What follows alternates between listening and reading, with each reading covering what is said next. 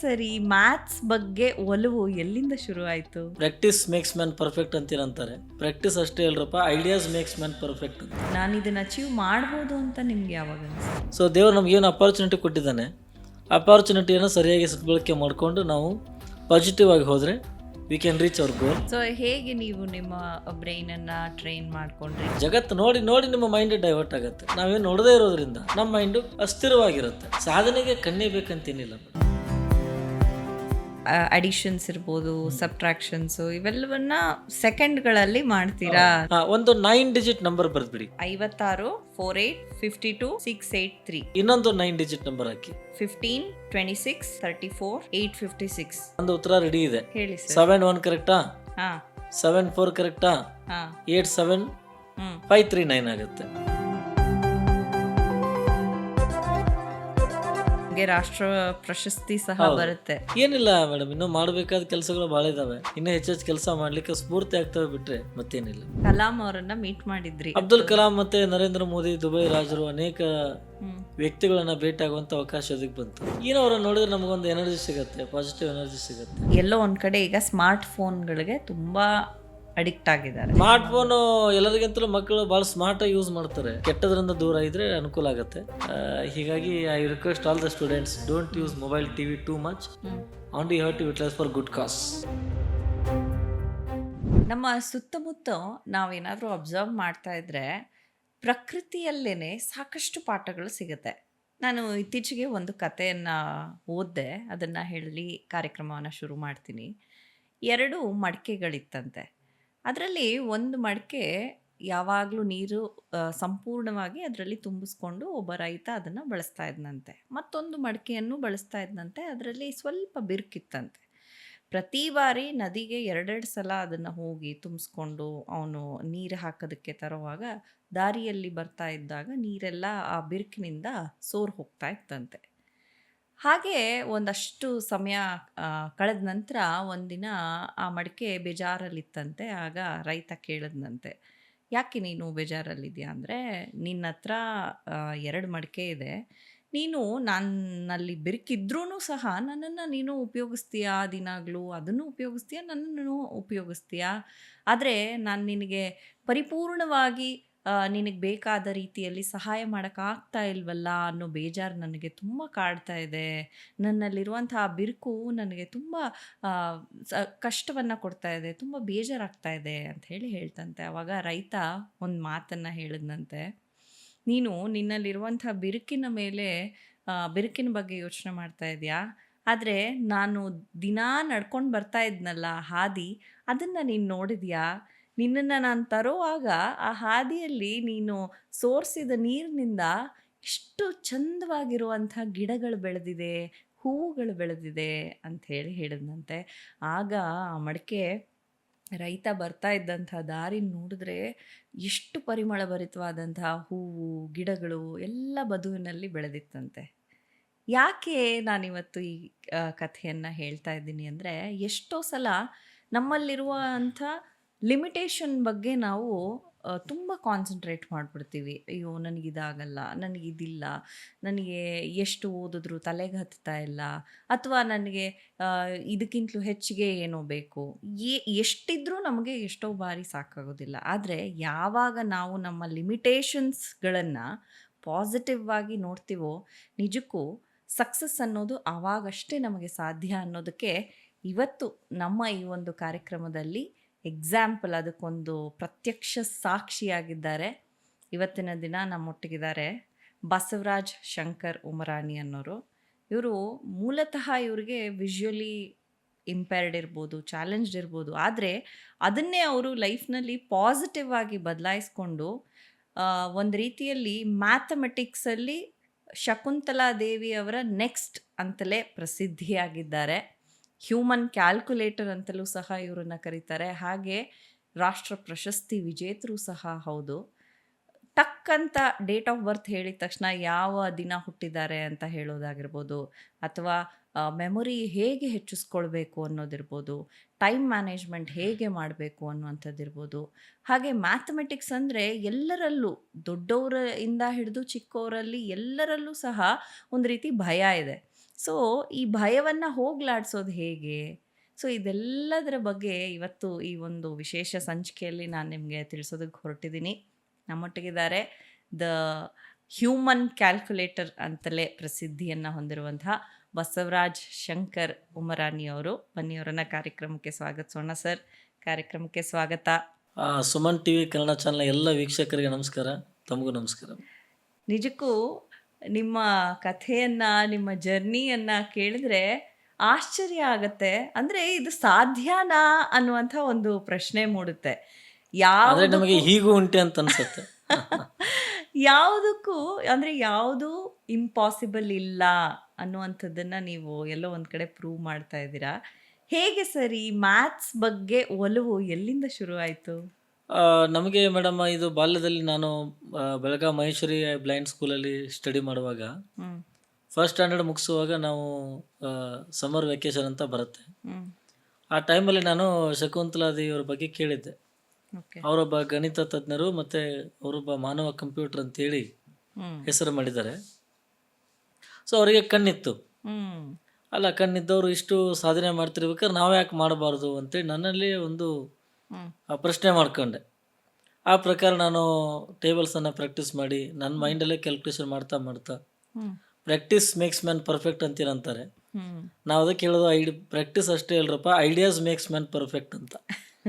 ಅಂದರೆ ಅಧ್ಯಯನದ ಪ್ರಾಕ್ಟೀಸ್ ಜೊತೆಗೆ ಐಡಿಯಾಸ್ ಭಾಳ ಇಂಪಾರ್ಟೆಂಟು.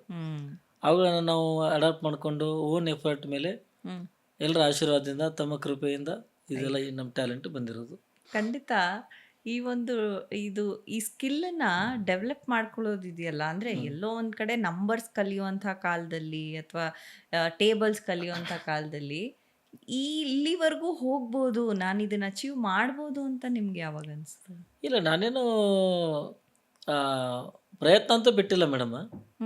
ನನಗೆ ಒಂದು ದಿವಸ ಹೋಪ್ ಇತ್ತು, ಎಲ್ಲ ಒಂದು ಕಡೆ ಇದು ಎಲ್ಲ ಒಳ್ಳೆಯ ಲೆವೆಲ್ಗೆ ರೀಚ್ ಆಗುತ್ತೆ ಅಂತ ಹೋಪ್ ಇಟ್ಕೊಂಡು. ಯಾಕಂದರೆ ಯಾವಾಗಲೂ ನಾವು ಆಶಾವಾದಿಗಳಾಗಿರ್ಬೇಕು. Negativity is our enemy. So when you are a hope, so when you are a positive, you can reach some part of goal. ಹೀಗಾಗಿ ನಾನು ಮಾಡುವಂಥ ಪ್ರಯತ್ನಕ್ಕೆ ಭಗವಂತ ಫಲ ಕೊಟ್ಟೇ ಕೊಡ್ತಾನೆ. ನಾನು ಹೇಳ್ತಕ್ಕಂಥ ಟ್ಯಾಲೆಂಟ್ ಇಡೀ ವಿಶ್ವಾದ್ಯಂತ ರೀಚ್ ಆಗುತ್ತೆ. ಮತ್ತು ಅದರ ಜೊತೆಗೆ ನಾವು ಎಲ್ಲ ಶಾಲೆ ಕಾಲೇಜುಗಳಿಗೆ ಹೋಗಿ ಇದನ್ನು ದಾರಿ ಎರಿಬೇಕು ಅಂತ ನಮ್ಮ ಏನು ಇಚ್ಛೆ ಇದೆ ಅದು ಸ್ಟೆಪ್ ಬೈ ಸ್ಟೆಪ್ ಈಡೇರ್ತಾ ಇದೆ ಮೇಡಮ್. ಸೊ ನಾವೆಲ್ಲ ಕಡೆ ಹೇಳ್ತಾ ಇರ್ತೀವಿ, ಸತ್ಯಮೇವ ಜಯತೆ ಅಲ್ರಪ್ಪ, ಶ್ರಮಮೇವ ಜಯತೆ ಅಂತ. ಸೊ ದೇವರು ನಮಗೆ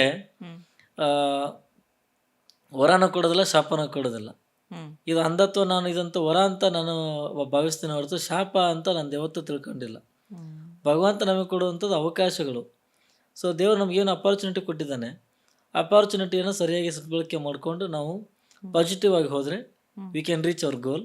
ಸೊ ಎಫರ್ಟ್ಗೆ ನಾವು ಇವತ್ತು ಪ್ರಯತ್ನಲ್ಲಿ ಹಿಂದೆ ಬಿದ್ದಿಲ್ಲ ಮೇಡಮ್. ಬಟ್ ಎಲ್ಲೋ ಒಂದು ಕಡೆ ನಂಬರ್ಸ್ ಅಂದರೆ ಹೆದರ್ಕೊಳ್ಳೋ ಅಂಥ ಕಾಲದಲ್ಲಿ ಅಥವಾ ಯಾಕೆ ಹಾಗೆ ಅಂದರೆ ಅವರಲ್ಲಿ ಆಸಕ್ತಿಯ ಕೊರತೆ. ಬೇರೆದರಲ್ಲಿ ಹೇಗೆ ಅವ್ರಿಗೆ ಆಸಕ್ತಿ ಇರುತ್ತೆ, ಅದೇ ಆಸಕ್ತಿ ಅವರಿಗೆ ಮ್ಯಾಥಮೆಟಿಕ್ಸ್ ಮೇಲೆ ಅಥವಾ ಯಾವುದೇ ವಿಷಯ ಮೇಲೆ ಇತ್ತು ಅಂತಂದರೆ ಅವರು ಅದನ್ನು ಈಸಿಯಾಗಿ ತಗೋಬೋದು ಮೇಡಮ್. ಓಕೆ.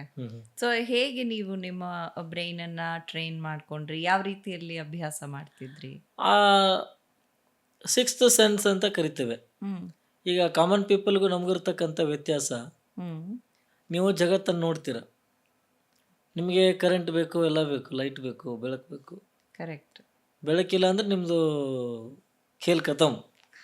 ನಮ್ದು ಹಾಗೆಲ್ಲ, ಬೆಳಕಿರಲಿ ಇರದೇ ಇರಲಿ, ಕರೆಂಟ್ ಇರಲಿ ಇರದೇ ಇರಲಿ. ಅಂದರೆ ನೀವು ಜಗತ್ತು ನೋಡೋದ್ರಿಂದ ಅತ್ತಲಿತ್ತ ನೋಡೋದಂತ ಅಂದರೆ ಒಂದು ಜಗತ್ತು ನೋಡಿ ನೋಡಿ ನಿಮ್ಮ ಮೈಂಡ್ ಡೈವರ್ಟ್ ಆಗುತ್ತೆ. ನಾವೇನು ನೋಡದೇ ಇರೋದ್ರಿಂದ ನಮ್ಮ ಮೈಂಡು ಅಸ್ಥಿರವಾಗಿರುತ್ತೆ. ಅದು ಸ್ಥಿರವಾದ ಮನಸ್ಸು ಕೆಲಸ ಮಾಡ್ತಾ ಇರುತ್ತೆ ಅವಳಿಗೆ. ಈ ಅತೀಂದ್ರಿಯ ಶಕ್ತಿ ಅಂತ ಏನು ಕರಿತೀವಿ, ನಿಮ್ಮ ಬಹಿರಂಗದ ಕಣ್ಣುಗಳು ಜಾಗೃತವಾಗಿರುತ್ತೆ, ನಮ್ಮ ಅಂತರಂಗದ ಕಣ್ಣುಗಳು ಜಾಗೃತವಾಗಿರುತ್ತೆ. ಅದೇ ನೀವು ಹೇಳೋದು ಹೆಂಗಿದೆ ಅಂದರೆ ಸರ್, ಈಗ ಒಂದು ಕಡೆ ನಾವು ಓದ್ತೀವಿ, ಒಂದು ಬೀಜನ ನಾವು ಬಿತ್ತನೆ ಮಾಡಿದಾಗ ಆ ಬೀಜಕ್ಕೆ ನಿಜಕ್ಕೂ ಸುತ್ತಮುತ್ತಲೆಲ್ಲ ಕತ್ತಲೆ, ಅದಕ್ಕೇನು ಕಾಣಲ್ಲ. ಆದರೆ ಅದು ಆ ಒಂದು ಪೌಷ್ಟಿಕಾಂಶದಲ್ಲೇ, ಆ ಕತ್ತಲೆಯಲ್ಲೇ ಆ ನೀರನ್ನು ಹೀರ್ಕೊಂಡು ಸಿಗುವಂಥ ಏನು ನ್ಯೂಟ್ರಿಷನ್ ಇಂದನೇ ಅದು ಬೇರು ಊರ್ತಾ ಹೋಗುತ್ತೆ ಸ್ಟ್ರಾಂಗ್ ಆಗಿ. ಆಮೇಲೆ ಸಾಧನೆಗೆ ಕಣ್ಣೇ ಬೇಕಂತೇನಿಲ್ಲ ಮೇಡಮ್. ಹ್ಮ್ ಸಾಧನೆಗೆ ಬೇಕಾಗಿರೋದು ಮನಸ್ಸು. ಹ್ಮ್ ಮನಸ್ಸಿದ್ದರೆ ಮಾರ್ಗ ಅಂತ ಏನು ಕರಿತೀವಿ, ಹ್ಮ್ ನಮ್ಮಲ್ಲಿ ಡೆಡಿಕೇಶನು ಕಮಿಟ್ಮೆಂಟ್ ಇತ್ತು ಅಂದರೆ hmm we can do anything.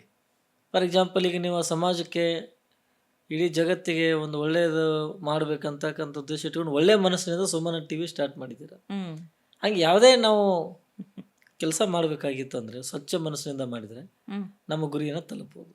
Hmm so ಹೇಗೆ ಸರ್, ಹೇಗೆ ಟ್ರೈನ್ ಮಾಡ್ತೀರಾ ನೀವು? ಶಾಲೆ ಕಾಲೇಜುಗಳಿಗೆ ಹೋಗಿ ಮೇಡಮ್ ಮಕ್ಕಳಿಗೆ ಏನಾಗಿದೆ, ಗಣಿತ ಅಂದರೆ ಕಷ್ಟ ಆಗಿದೆ. ಹ್ಮ್ ಫಾರ್ ಎಕ್ಸಾಂಪಲ್ ಈಗ ನಿಮ್ಮದು ಡೇಟ್ ಆಫ್ ಬರ್ತ್ ಹೇಳಿ ನೋಡೋಣ. 16 ಜೂನ್.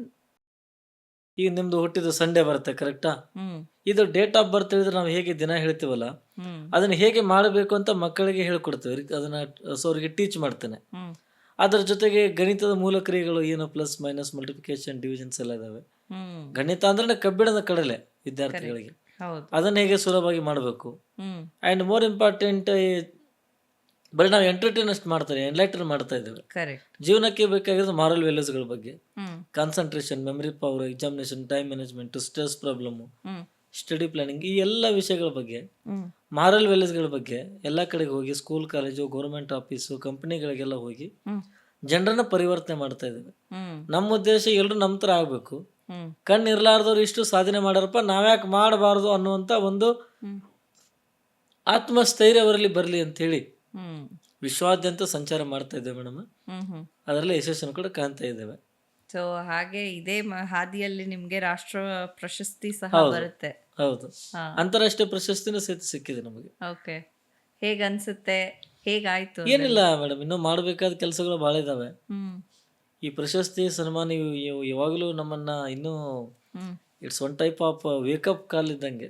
ಹ್ಮ್ ಇನ್ನೂ ಹೆಚ್ಚೆಚ್ಚು ಕೆಲಸ ಮಾಡಲಿಕ್ಕೆ ಸ್ಫೂರ್ತಿ ಆಗ್ತವೆ ಬಿಟ್ಟರೆ, ಹ್ಮ್ ಜವಾಬ್ದಾರಿ ಜಾಸ್ತಿ ಆಗತ್ತೆ ಬಿಟ್ಟರೆ ಹ್ಮ್ ಮತ್ತೇನಿಲ್ಲ ಮೇಡಮ್. ಕಲಾಂ ಅವರನ್ನ ಮೀಟ್ ಮಾಡಿದ್ರಿ. ಹೌದು, ಸೊ ಹೇಗನ್ಸ? ಅಬ್ದುಲ್ ಕಲಾಂ ಮತ್ತು ನರೇಂದ್ರ ಮೋದಿ, ದುಬೈ ರಾಜರು, ಅನೇಕ ಹ್ಮ್ ವ್ಯಕ್ತಿಗಳನ್ನ ಭೇಟಿಯಾಗುವಂಥ ಅವಕಾಶ ಅದಕ್ಕೆ ಬಂತು. ಹ್ಮ್ ಏನೋ ಅವ್ರನ್ನ ನೋಡಿದ್ರೆ ನಮಗೊಂದು ಎನರ್ಜಿ ಸಿಗುತ್ತೆ, ಪಾಸಿಟಿವ್ ಎನರ್ಜಿ ಸಿಗುತ್ತೆ. ಹ್ಮ್ ಪ್ರತಿಯೊಬ್ಬರಿಂದಲೂ ಒಂದು ಎನರ್ಜಿ ಇರುತ್ತೆ. ಕರೆಕ್ಟ್. ಈಗ ಅವರು ತಮ್ಮ ಸಾಮರ್ಥ್ಯದ ಮೂಲಕ ಅಚೀವ್ಮೆಂಟ್ ಮಾಡಿದ್ದಾರೆ. ಹ್ಮ್ ಕೆಲವರು ಮಾಡ್ತಾ ಇಲ್ಲ, ಬಿಕಾಸ್ ಆಫ್ ದರ್ ನೆಗ್ಲಿಜೆನ್ಸ್ ಅಷ್ಟೇ. ಓಕೆ ಹೀಗಾಗಿ I feel very happy to meet all of them madam. I felt really very happy. Okay ಏನೋ ಒಂದು ಭಗವಂತ ನಮಗೆ ಕೊಟ್ಟಂಥ ಅವಕಾಶ, ಓಕೆ ಅವ್ರು ನೋಡಿ ಒಂದು ಹುಮ್ಮಸ್ ಬರುತ್ತೆ ಬಿಟ್ಟರೆ ಮತ್ತೇನಿಲ್ಲ. ಓಕೆ. ಇದು ನೀವು ಅಡಿಷನ್ಸ್ ಇರ್ಬೋದು, ಸಬ್ಟ್ರಾಕ್ಷನ್ಸ್, ಇವೆಲ್ಲವನ್ನ ಸೆಕೆಂಡ್ಗಳಲ್ಲಿ ಮಾಡ್ತೀರಾ ಅಂತ ಹೇಳಿ. ಫಾರ್ ಎಕ್ಸಾಂಪಲ್ ಈಗ ನಿಮ್ಮ ಹತ್ರ ಕ್ಯಾಲ್ಕುಲೇಟರ್ ಇದೆಯಾ? ಹಾ ಇದೆ. ಒಂದು 9 ಡಿಜಿಟ್ ನಂಬರ್ ಬರೆದ್ಬಿಡಿ. Right any 9 digit number. Okay. ನನಗೆ ಎರಡೆರಡು ಸಂಖ್ಯೆ ಹೇಳಿ, ಏನು ಬರೆದಿದ್ದೀರಾ? 56 56. 48 ಓಕೆ. 52 ಎಸ್. 683. ಈ ನಂಬರ್ಗೆ ಮೇಡಮ್ ಹಾ ಎಷ್ಟನ್ನ ಪ್ಲಸ್ ಮಾಡಬೇಕು? ಇನ್ನೊಂದು 9 ಡಿಜಿಟ್ ನಂಬರ್ ಹಾಕಿ. ಓಕೆ. ಸೆಕೆಂಡ್ ಲೈನ್ ಹೇಳಿ, ಏನು ಮಾಡಿದ್ದೀರಾ? ಎಷ್ಟು ಪ್ಲಸ್ ಮಾಡಬೇಕು ಈ ನಂಬರ್ಗೆ?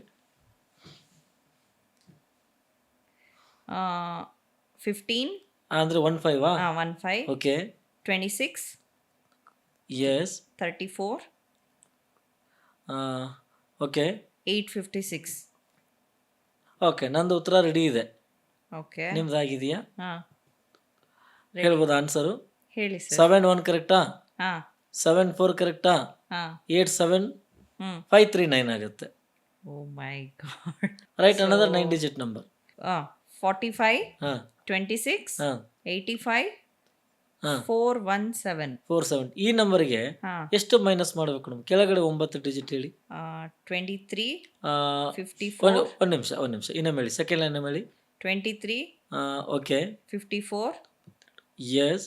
69 ಓಕೆ 541. ಓಕೆ, ನಂದು ಉತ್ತರ ಆಗಿದೆ. ಓಕೆ. ಹೇಳ್ಬೋದಾ? ಹಾ ಹೇಳಿ. 21 ಹಾ 72 ಹಾ 15 ಹಾ 876 ಆಗುತ್ತೆ. ಆಮೇಲೆ ಹಾ. ಇನ್ನೊಂದು ನಂಬರ್ ಹೇಳಿ, 3 ಡಿಜಿಟ್, 1000 ಒಳಗಡೆ ಒಂದು ಸ್ಕ್ವೇರ್ ಮಾಡೋಣ. 567. 567 ಇಂಟು 567 ಮಾಡಿ. ಹಾ ನಂದು ಉತ್ತರ ಆಗಿದೆ, ನೀವು ಮಾಡಿ. 567 ಇಂಟು 567. ಹಾ ಹಾ ಹೇಳ್ಬೋದಾ? ಹೇಳಿ. 321 ಕರೆಕ್ಟಾ? ಹಾ 489 ಆಗುತ್ತೆ. ವಾವ್. ಆಮೇಲೆ ಇನ್ನೊಂದು ನಂಬರ್ ಹೇಳಿ, 100 ಒಳಗಡೆ. 64 64 ಇಂಟು 64 ಇಂಟು 64 ಮಾಡಿ. Cube cube into 64 into 64. ಹಾಂ ನಿಮ್ದು ಉತ್ತರ ಆಗಿದೆಯಾ? ರೆಡಿ. ಹೇಳೋಣ. ಹಾಂ ದಿಸ್ ಆನ್ಸರ್ ಈಸ್ 262 ಕರೆಕ್ಟಾ? ಹಾಂ 144 ಆಗುತ್ತೆ. Very correct. ಆಮೇಲೆ 5 ಡಿಜಿಟ್ ಒಂದು ಮಲ್ಟಿಪ್ಲಿಕೇಶನ್ ಮಾಡೋಣ. ಓಕೆ 85412 ಇಂಟು 2 ಡಿಜಿಟ್ ಹೇಳಿ. ಇಂಟು 34. 34 ಹ್ಮ್ 85412 ಇಂಟು 34 ತಾನೆ? ಹ್ಮ್ ಓಕೆ, ನೀವು ಮಾಡಿ ನೋಡೋಣ.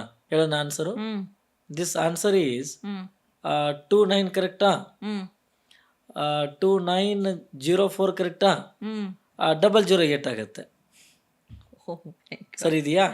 ಸರ್ ಆಮೇಲೆ ಇನ್ನೊಂದು ಎರಡು ಮ್ಯಾಜಿಕ್ ಮಾಡೋಣ. ಒಂದು 5 ಡಿಜಿಟ್ ನಂಬರ್ ಹೇಳಿ, ಡಿವಿಷನ್ ಮಾಡೋಣ. 62345 ಡಿವೈಡ್ ಬೈ 2 ಡಿಜಿಟ್ ಹೇಳಿ. Divided by 87. Divide by 87. ನಿಮ್ಮ ನಂಬರ್ ಇನ್ನೊಮ್ಮೆ ಹೇಳಿ ಮೇಡಮ್. ಇನ್ನೊಮ್ಮೆ 62345 divided by 87. Okay. Hmm this 716 ಆಗುತ್ತೆ. ಕರೆಕ್ಟಾ? Correct sir. 716 ತಾನೆ? Hmm okay. ಆಮೇಲೆ ಮಿಶ್ರ ಕ್ರಿಯೆಗಳ ಮಾಡೋಣ. ಎಲ್ಲ ಒಟ್ಟಿಗೆ ಬರಬೇಕು. Plus minus multiplication division. ಒಂದು ನಂಬರ್ ಹೇಳಿ 1000 ಒಳಗಡೆ 3 ಡಿಜಿಟ್. 471 ಪ್ಲಸ್ ಎಷ್ಟು ಮಾಡೋಣ? 3 ಡಿಜಿಟ್ ಹೇಳಿ. ಪ್ಲಸ್ 564. ಆನ್ಸರ್ ಬರ್ದ್ಬಿಡಿ. 471 ಪ್ಲಸ್ 564 ಬಂದಿದೆ ಉತ್ತರ? ಹಾ 1035 ಬಂದಿದೆಯಾ? ಹೌದು. ಇದಕ್ಕೆ ಮೈನಸ್ 3 ಡಿಜಿಟ್ ಎಷ್ಟು ಮಾಡೋಣ? 622. ಆನ್ಸರ್ ಬಂದಿದೆ ನಿಮ್ಮ ಹತ್ರ? 413 ಇದೆಯಾ? ಕರೆಕ್ಟ್. ಇದಕ್ಕೆ ಮಲ್ಟಿಪ್ಲಿಕೇಶನ್ 2 ಡಿಜಿಟ್ ನಂಬರ್ ಹೇಳಿ. 85. 85. ಹ್ಮ್ ನಿಮ್ದು ಆನ್ಸರ್ ಆಗಿದೆಯಾ? ಹ್ಮ್ 35,140 ಆಗಿದೆಯಾ? 105. 35,105 ಆಗಿದೆಯಾ? ಹ್ಮ್ ಡಿವೈಡ್ ಬೈ 2 ಡಿಜಿಟ್ ನಂಬರ್ ಹೇಳಿ. Divided by 23. 23. Okay. This answer is 15 ಕರೆಕ್ಟಾ? 1526 ಆಗುತ್ತೆ. Correct sir. ಪಾಯಿಂಟ್ 1526.26 or 27 ಆಗುತ್ತೆ. 30. ಬಟ್ ಮೇನ್ ಆನ್ಸರ್ ಕರೆಕ್ಟ್ ಇದೆಯಲ್ಲ. ಹಾ. ಆಮೇಲೆ ಇನ್ನೊಂದು ಮ್ಯಾಜಿಕ್ ಮೇಡಮ್, ಲಾಸ್ಟು ಒಂದು 30 ಡಿಜಿಟ್ ಬರ್ದ್ಬಿಡಿ ಪೇಪರ್ ಮೇಲೆ. Right any 30 digit. 386. 10 ಆಗಿದೆಯಾ? ಅಂದ್ರೆ 10 ಮೂರ್ಲಿ 30 ತಾನೆ? ಹೌದು. ನನಗೆ 3 ಡಿಜಿಟ್ ಹೇಳಿ madam. 845. Yes. 322. Okay. 736. Okay. 911. Yes. 633. Madam beginning ಅಂದರೆ 845 322 736. ಓಕೆ. 911. ಎಸ್. 633. ಎಸ್. 245. ಓಕೆ. 622. 143. 633 ಅದು? 633 622. 143. 266. 386. ಇವೆಲ್ಲ ನಂಬರ್ ಉಲ್ಟಾ ಬೇಕಾ ಸೀದಾ ಬೇಕಾ? ಉಲ್ಟಾ ಹೇಳೋಣ. 683 ಅಂದ್ರೆ 386 ಅನ್ನು ಉಲ್ಟಾ ಮಾಡಿ ಹೇಳ್ತೇನೆ. 683 662 341 226 542 336 119 637 223 548 ಆಗುತ್ತೆ. ಆಮೇಲೆ ಸೀದಾ ನೋಡಿ 845 322 736 911 633 245 622 143 266 386 ಆಗುತ್ತೆ. ಇದಕ್ಕೆ ಮುಖ್ಯ ಕಾರಣ ಏಕಾಗ್ರತೆ ಮೇಡಮ್, ಕಾನ್ಸಂಟ್ರೇಷನ್.